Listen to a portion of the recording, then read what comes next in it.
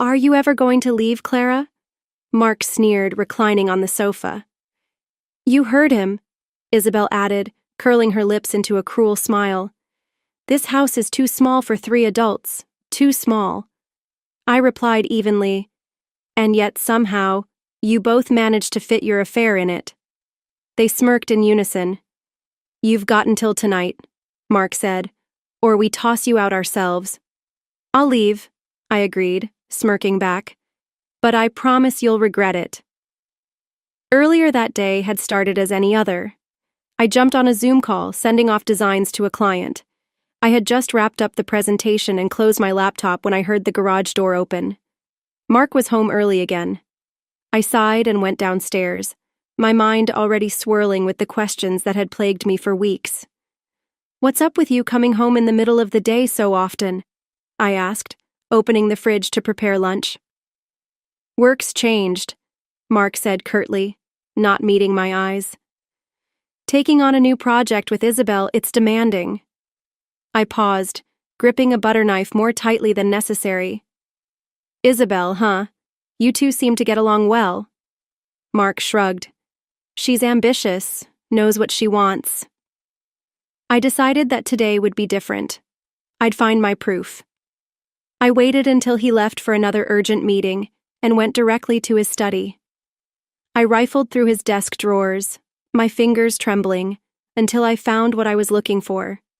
There it was, a receipt for 2 at that swanky restaurant he claimed he could never afford to take me to, and another, a hotel receipt, room for 2, also in Isabel's name. Just as I put the papers back, I heard the front door open. Mark's voice, loud and carefree, floated through the hallway. My heart raced. I barely had time to hide the evidence when they walked in. Well, look who's curious, Isabel purred, leaning against the doorframe. Her presence in my home was like a cold slap to my face. What's the meaning of this? I snapped, holding up the receipts. Oh, those, Mark said nonchalantly. Isabel's moving in. There's no room for you anymore, Clara. My mind swirled, emotions a chaotic storm, but I locked them down immediately. I set down the receipts carefully on the desk and squared my shoulders. You both can have your fun, I said calmly, stepping forward.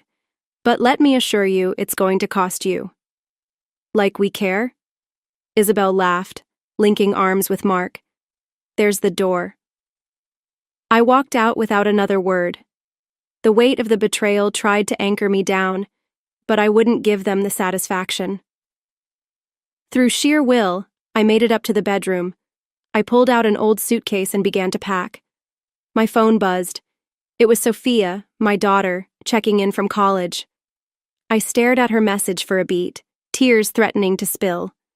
I typed back briskly, "Everything's fine. See you soon." I picked up the phone again, but this time to make a call that would set my new plan in motion. Getting a junk removal service lined up for tomorrow without raising suspicion was crucial. As I moved through the house, removing traces of my life piece by piece, a realization settled in my bones. I wasn't just packing up my things, I was clearing space for something new, something stronger. Think she'll go quietly? I overheard Isabel ask Mark downstairs. She'll be gone, Mark assured her. She knows better. I glanced at the framed family picture on the hallway table, the 3 of us smiling at a happier time. Oh, how wrong he was. With one last look, I turned off the light and shut the door behind me, resolute. Their little game had just begun. The next morning, I woke up early and started packing my things discreetly. I knew Mark and Isabel would be sleeping in, probably enjoying their little victory. My hands moved quickly but quietly. Drawer by drawer, I filled my suitcase with necessities. I took one last look around our room. Mark's scent still lingered on the bedsheets. I shook my head, dismissing the sentiment. It was time to move on. My phone buzzed and I answered quietly. Yes, I need the junk removal service today, as soon as possible. Got it, ma'am, the voice on the other end confirmed. We'll be there in an hour. I headed to the kitchen to gather more things. As I wrapped up, I heard footsteps on the staircase. Mark walked in, rubbing his eyes. He looked mildly surprised to see me. "You still here?" he asked, a hint of annoyance creeping into his voice. "Yes, but not for long," I replied coolly, continuing to pack a box. "The removal service will be here soon." He snorted. "Trying to make this dramatic, aren't you?" "Just ensuring I don't leave anything behind," I said, not bothering to look at him. He returned upstairs, presumably to inform Isabel. I knew they wouldn't cause a scene while the removal crew was here. Moments later, a knock at the door announced their arrival. "Morning, ma'am. What needs to go?" the lead guy asked, glancing around. "Everything," I replied, steady. "Every last piece that isn't nailed down." The team got to work, moving swiftly through the house. I busied myself with smaller items, directing them now and then. From the corner of my eye, I saw Sophia's photo on the mantel. Her bright smile gave me strength. I tucked the photo safely into my handbag. One of the team members gave me a sympathetic look. I didn't need their pity. I needed to stay focused. Mark and Isabel eventually parked themselves on the couch, watching the proceedings like hawks. Isabel smirked at me. "Feels good to downsize, doesn't it?" she taunted. I met her gaze calmly. "We'll see who downsizes in the end," I replied, words laced with subtle promise. Once most of my belongings were packed up, I took a moment to send a message to Sophia, updating her indirectly. Later that afternoon, after everything was loaded up, I left the house with a final glance. "See you around," I said to Mark and Isabel. Their laughter followed me to the driveway, but it didn't shake me. At the hotel where I booked a room, I set my bags down and dialed my lawyer, Mr. Smith. "It's Clara Taylor. I'd like to discuss my rights and next steps." "Of course, Clara. Let's set up a meeting tomorrow," he replied. I hung up and let out a breath. This wasn't going to be easy, but it was necessary. Next, I dialed Sophia. Her voice on the other end brought immediate comfort. "Hey, Mom. You okay?" "I'm fine, sweetie. Just moving into a hotel for a while. I didn't want to worry you before your exams." "Don't worry about me," Sophia assured. "We'll get through this." As we talked, I felt a surge of determination. Mark and Isabel thought they had me cornered, but they underestimated my resolve. With Sophia's support and a few strategic moves, I knew they'd soon realize their mistake. Once off the call, I laid out a new plan. Tomorrow, I'd consult the lawyer, start gathering evidence, and prepare for what was to come. Tonight, however, was for rest and regrouping. The real battle would begin soon enough. The following morning, I met with Mr. Smith. He was a sharp, seasoned lawyer who immediately understood the complexity of my situation. "Good to see you, Clara. Let's go over your options," he started, spreading out some paperwork. "I want to make sure I'm protected, and that Mark and Isabel face consequences for what they've done," I said firmly. "We can start with a formal separation agreement to secure your rights and then consider divorce. Additionally, if you have any evidence of infidelity or financial misconduct, it will strengthen your case," Mr. Smith explained. I nodded. "I have some receipts and bank statements. I also suspect there's more if I dig deeper into his work files." He leaned forward, interested. "That could be very useful. Document everything and make copies. We need to build a solid case." Leaving his office, I felt more empowered, but the work was just beginning. First, I called Sophia. "Hey, Mom, how did it go?" she asked. "Good, we have a plan. Can you check Dad's old laptop? He might have left something incriminating." "Sure, I'll check tonight," Sophia agreed. "Stay strong, Mom." I headed to a local cafe to start organizing the financial documents. The more I examined them, the clearer it became that Mark had been hiding money, a lot of it. I noted everything down, preparing for what was to come. Later that evening, Sophia called me back, sounding excited. "Mom, I found something. Dad's been transferring large sums to an account I've never seen before. Must be offshore." "Great work, Sophia," I said, a smile spreading across my face. "We'll include that in our evidence." We arranged to meet the next day to go over everything she had found. That night, I barely slept, my mind racing with the possibilities. Early the next morning, I reached out to a moving company to help Sophia pack up her things from the house. As they arrived at the old house, Mark stormed out, his face flushed with anger. "What is all this?" he demanded, glaring at Sophia and the movers. "Just moving out what belongs to Mom and me," Sophia replied calmly. "There's no place for our things here anymore, right?" Mark fumed. "You'll regret this." "Mark, I think you're the one who'll regret everything," she shot back, not backing down. I watched from a distance, proud of her strength. Later, Sophia met me at the hotel with her findings. "Look at this," she said, handing me printouts. "Dad's been funneling money through fake accounts and Isabel's been in on it." I scanned the documents, my resolve hardening. This was exactly what we needed. "Excellent work, Sophia. We'll hand these over to Mr. Smith first thing tomorrow." As we packed up the documents, I received a furious call from Mark. "You took the furniture? I can't even sit down in my own house." I let him rant before replying. "Should have thought of that before you betrayed me, Mark. You'll be hearing from my lawyer soon." He spat and hung up. Sophia and I exchanged looks, both of us knowing we were just getting started. Tomorrow, I'd consult with Mr. Smith about the financial inconsistencies and prepare our next move. By evening, we had moved into a nearby hotel, ready to plan our strategy further. Sophia stayed close, working with me to compile everything we needed. The calm before the storm allowed us to strengthen our bond and sharpen our focus. As we settled in for the night, Sophia turned to me with a determined look. "We'll make them pay, Mom. They won't know what hit them." I nodded, feeling a fierce determination. Mark and Isabel thought they could walk all over us, but they'd soon learn the cost of betrayal. It was time to hit them where it hurt the most. The next morning, I woke up early to meet with Mr. Smith. The evidence Sophia had found was pivotal. We presented everything, the financial transfers, the offshore account, and Isabel's involvement. Mr. Smith reviewed the documents with a steely expression. "This is substantial, Clara. We'll leverage this information to our advantage." "Good. I want Mark and Isabel to feel the full weight of their actions," I replied, my voice unwavering. Back at the hotel, Sophia and I continued plotting. Then my phone rang. It was Mark, and he sounded panicked. "What did you do with the furniture, Clara?" he demanded. "Missing a comfy seat, Mark? How are all your new girlfriends doing?"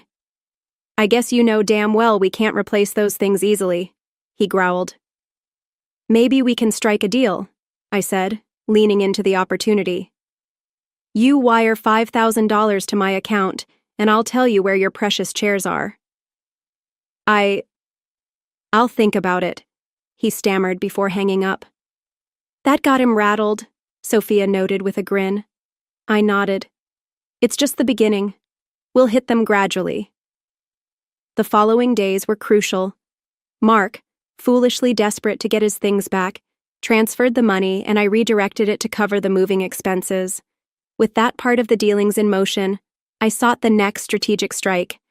I called Mark again. "Thought about my offer?" "All right," he said begrudgingly. "Send them back, but this better be everything." "Patience," I replied. "Check your email for the address."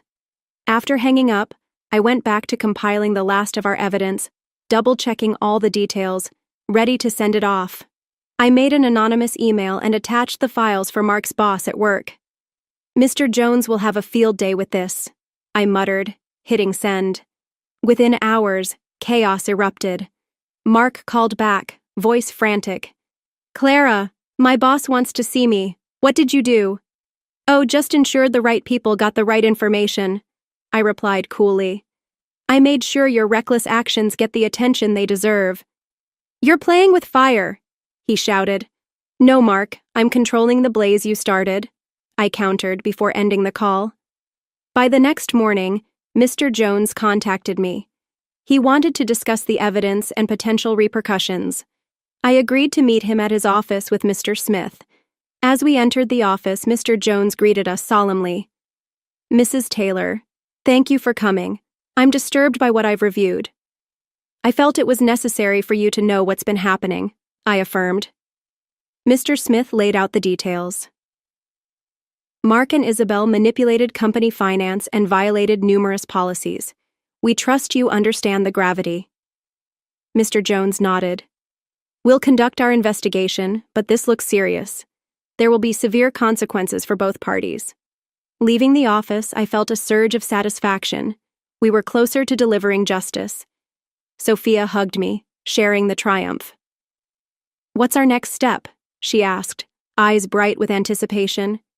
Now, we let the dominoes fall, I said confidently, and prepare for the fallout. Later that day, I received another frantic call from Mark. What did you tell my boss? They've suspended me pending investigation. Just the truth, I answered briskly. You should have thought about the consequences. You're going to regret this, Clara, he threatened. I smiled, calm and composed. No, Mark, this is just the beginning. You'll see. Hanging up, I turned to Sophia. Get ready for the next phase. We've only just begun. With our plan in motion and the stakes growing higher, I knew Mark and Isabel were on the brink of facing what they had long evaded: accountability. Together, Sophia and I had turned the tide, and now it was time to see how far we could go. A week later, I received an urgent call from Mr. Jones. Mrs. Taylor, can you come into the office today? We need to discuss your findings in detail, he said. Of course, I'll be there shortly, I replied, already gathering the remaining evidence I'd planned to share. Sophia decided to come with me, eager to see justice in action. As we entered the building, I felt a mix of nerves and determination. This was the tipping point. Mr. Jones met us at the front, leading us into a conference room where a few other stern-faced executives waited. Thank you for coming, he began. We've reviewed the initial evidence, but we need further clarification. I handed over the detailed documents, financial transfers, and incriminating emails. Mr. Smith, who accompanied us, explained. Mark and Isabel have been involved in fraudulent activities, transferring company funds and covering their tracks poorly. The offshore accounts are just the beginning. One executive shook his head. This is beyond unacceptable. Rest assured, Mrs. Taylor, there will be severe repercussions. Sophia leaned in, whispering, They won't get away with this. As we laid out the final pieces, the executives grew more animated. This has far-reaching implications, Mr. Jones said. We need to suspend Mark and Isabel immediately and launch a full investigation. Leaving the office, I felt a heavy weight lift. We were finally turning the tide. Later that afternoon, Mark called, desperate. They suspended me, Clara. They're investigating everything. You need to fix this, he pleaded. I won't fix your mess, Mark, I replied coldly. You brought this on yourself. Isabel was on the line minutes later. You treacherous... Do you know what you've done? Yes, Isabel. I made sure you face the consequences of your actions, I said calmly. You'll regret this, she threatened before hanging up. Sophia and I spent the rest of the day finalizing our legal steps, ensuring our case was airtight. The next morning, news broke about Mark and Isabel's suspension. Their dirty laundry was now public, and the fallout was immediate. We went to the office one more time to finalize our statements. Mark and Isabel were there, looking defeated. Mark tried one last-ditch effort. Clara, let's talk this through. We can find a way to settle this quietly, he said, attempting to sound reasonable. I shook my head. There's no quiet way out of this, Mark. You've lost all respect and integrity. Mr. Jones stepped in. Mr. Taylor, Miss Phillips, the evidence is insurmountable. The company is pressing charges, and there will be civil suits as well. Mark turned on Isabel, desperation in his eyes. This is all your fault. You pushed for this. Me? You were in it up to your neck, Isabel snapped back, her voice shrill. Their bickering filled the room, each trying to deflect blame. It was a symphony of desperation and guilt. Finally, I faced them both. Both of you underestimated me. thinking I'd just disappear quietly. But you gave me the fire I needed. Leaving that office, I felt Sophia's hand in mine, both of us stronger, united. We had faced them down and come out victorious. That night, we celebrated quietly, knowing the battle wasn't fully over, but recognizing the milestone we had reached. Over dinner, Sophia looked at me, her eyes shining with admiration. You did it, Mom. You stood your ground, and they paid for it. We did it, I corrected, raising my glass. Together, from that day forward, our focus shifted to rebuilding our lives, our home. Mark and Isabel's fight for legal survival would continue, but we had already won the greatest victory, reclaiming our dignity and strength. Mark and Isabel were summoned to the company's headquarters the next day. Word of their misdemeanors had spread, and the atmosphere was thick with tension. I decided to witness the spectacle in person. Sophia came with me, both of us blending into the background of the bustling corporate environment. We watched as Mark and Isabel were escorted into a large conference room where Mr. Jones and several other executives awaited them. The room fell silent as the door shut behind us. Mr. Jones stood, a stack of papers in his hand. Mark, Isabel, the evidence against you is overwhelming. Embezzlement, fraud, and misappropriation of funds. We've begun a full audit, and preliminary findings are damning. Mark's face flushed. This is absurd. I demand to speak to someone higher up. There's no higher up for you, Mr. Jones said firmly. You've betrayed this company and its employees. Isabel tried to interject, her voice trembling. We can explain. Save it. Another executive cut in, his voice icy. We're pressing charges, and we will ensure you are held accountable to the fullest extent. Mark turned to Isabel, his eyes wild. You idiot, you were supposed to keep those records clean. I did everything you asked. Isabel snapped back. If you hadn't been so greedy. Their argument spiraled, loud enough to echo through the halls. Sophia and I exchanged glances, both of us grimly satisfied watching their public meltdown. Another executive cleared his throat. Enough. You both will be escorted out and served with notice of termination and legal action. Mark's demeanor shifted, desperation taking over. Please, there must be something we can do to fix this. Mr. Jones's expression softened for a fraction of a second, but then he steeled himself. The time for fixing things is long past. You're a liability to this company and a disgrace to your positions. As Mark and Isabel were led out, heads hanging low, Sophia and I quietly exited the building. Outside, she turned to me, her eyes glowing with satisfaction. That was tense, she said. Yes, but it was necessary, I replied. They needed to face the consequences. We didn't have much time to reflect before the next phase of our plan kicked into gear. I coordinated with Mr. Smith to finalize the divorce papers and ensure all our claims were solid. The story leaked to the press, and Mark and Isabel's personal lives started to unravel. Reporters camped outside their homes, seeking comments on the scandal. Their reputations sank further with each passing day. Back at the hotel, Sophia and I were inundated with calls from old friends and acquaintances, expressing their shock and support. It was heartening to know we were not alone in this. One evening, Sophia looked up from her laptop. Mom, have you seen this? She showed me a news article detailing Isabel's involvement in another company's scandal years ago, hinting at a pattern of unethical behavior. This will bury her, I said, forwarding the article to Mr. Jones. Every skeleton in their closets will come out now. That night, Mark called again, but this time his voice was broken. Clara, please, can we talk? There's nothing left to talk about, I said firmly. You made your choices, now live with them. The line went dead, and I felt an overwhelming sense of closure. Sophia wrapped her arm around me. We did it, Mom. They're facing everything they deserve. Yes, we did, I agreed, hugging her tightly. And it's finally over. As we prepared to move back into our new home, There was a sense of renewed hope and strength between us.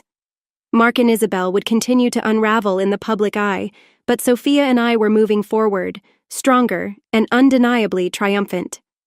The news hit like a tidal wave. Mark and Isabel were officially arrested for embezzlement and fraud. Their mugshots splashed across the evening news, a stark contrast to the polished personas they'd flaunted. Sophia and I watched the broadcast from our new living room, a sense of vindication washing over us. "They're actually going to jail," Sophia murmured, almost in disbelief. "Justice has a way of catching up," I replied, feeling the weight of our struggle lifting. The following day, the doorbell rang. I opened it to find Mark's assets being seized. A team of officials carted out electronics, valuable artworks, even his beloved car. The neighbor across the street watched, eyes wide with curiosity. "This is just the beginning," one of the officers remarked to me. "There's a lot more to account for." I nodded, stepping back inside. Sophia looked up from her studies and smiled, her eyes bright with satisfaction. "Mom, did you see that? They took the car." "I saw, sweetheart. It's all falling apart for them," I said, sitting beside her. A week later, we headed to the courtroom for the preliminary hearing. Mark and Isabel sat at the defense table, looking disheveled and hollow-eyed. Their lawyers whispered urgent instructions, but the damage was already done. Mr. Smith sat beside me, exuding calm confidence. "This will be swift. They don't have a leg to stand on," he assured.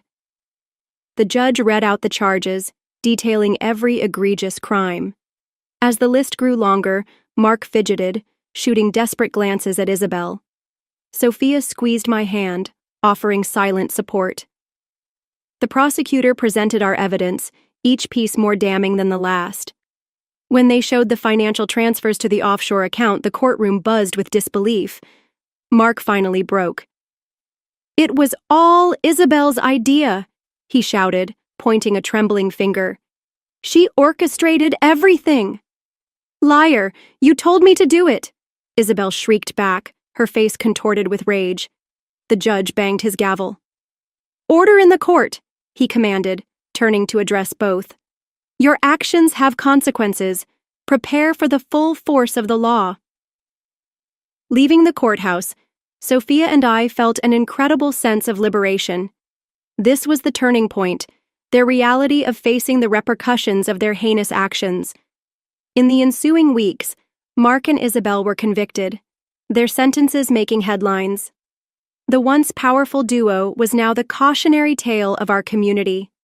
Sophia and I focused on rebuilding our lives. The house felt lighter, filled with new memories and hopes. One evening over dinner, Sophia looked at me with a contented smile. "We've come a long way, Mom. I'm proud of us," she said. "I'm proud of you too, Sophia.